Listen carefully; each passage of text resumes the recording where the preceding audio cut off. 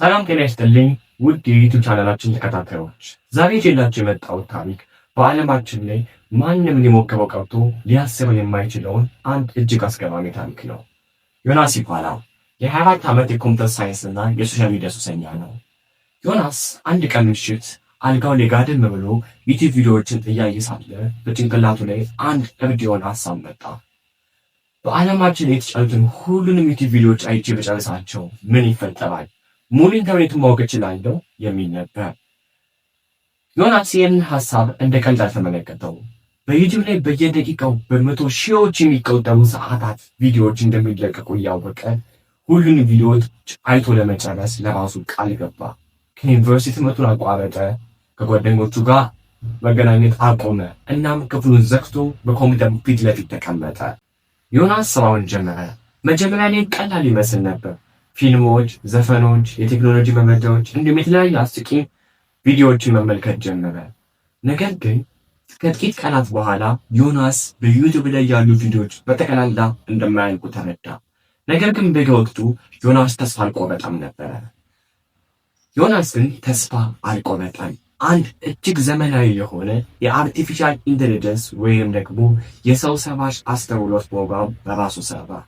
ይህ አርቲፊሻል ኢንቴሊጀንስ ወይም የሰው ሰራሽ አስተውሎት በ20 በተለያዩ ትላልቅ ስክሪኖች ላይ የዩቲዩብ ቪዲዮዎችን ከፍቶ በአንድ ሰከንድ ውስጥ በሚሊዮን የሚቆጠሩ መረጃዎችን ወደ ዮናስ አይምሮ በቀጥታ እንዲያስተላልፍ የሚያደርግ ነበር።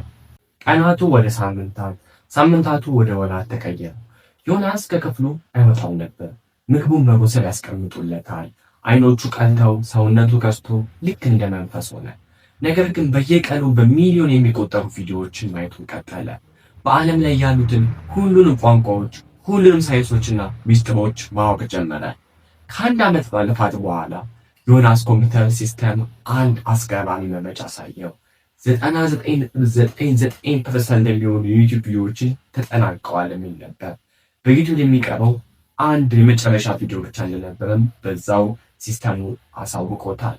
ዮናስ እጆቹ እየተንቀጠቀጡ ያንን የመጨረሻ ቪዲዮ ከፈተው። ጥራት፣ ፍጥነትና ታማኝነት መለያችን፣ በተመጣጣኝ ዋጋ ዜጎችን የቤት ባለቤት ማድረግ ደግሞ ተግባራችን። ኦቪዶች ነን።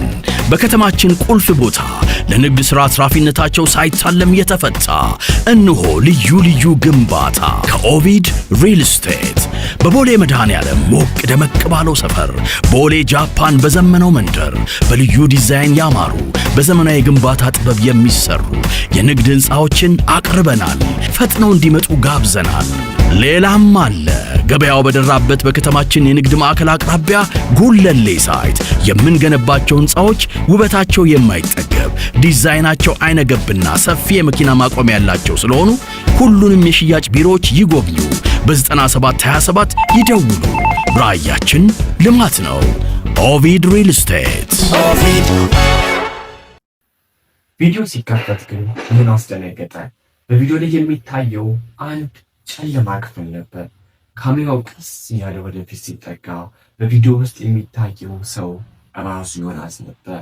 አዎ ዮናስ ኮምፒውተሩ ፊት ተቀምጦ የመጨረሻውን ቪዲዮ ሲያይ የሚያሳየው ቀጥታ ስርጭት ወይም ላይቭ ዩቲዩብ ቪዲዮ ነበር። ዮናስ ግራ ገባው። ቪዲዮ ወደ ኋላ መለስ አድርጎ ሲያየው ግን ይበልጥ ደነገጠ። ቪዲዮ የተጫነው ከ10 ዓመት በፊት በዩቲዩብ የተተንብዮ ነበር ማለት ነው። በጥቁር ስክሪኑ ላይ አንድ ጽሑፍ ወጣ። ሁሉንም የሰው ልጅ መረጃ አይተህ ጨርሰሃል። አሁን ኢንተርኔቱ አንተን ይበላሃል የሚል ነበር። በድንገት በክፍሉ ውስጥ የነበሩት 20 ስክሪኖች ማብረቅረቅ ጀመሩ። የዮናስ አይኖች ውስጥ የኮምፒውተር ኮዶችና ቪዲዮዎች በከፍተኛ ፍጥነት ይሽከረከሩ ነበር። ዮናስ ጮኸ፣ ነገር ግን ድምፁ ከክፍል አይወጣም። በማግስቱ እናቱ ወደ ክፍሉ ስትገባ ዮናስ አልነበረም። ክፍሉ ባዶ ነበር። ነገር ግን ኮምፒውተሩ ላይ አንድ አዲስ ቪዲዮ አፕሎድ እየሆነ ነበር።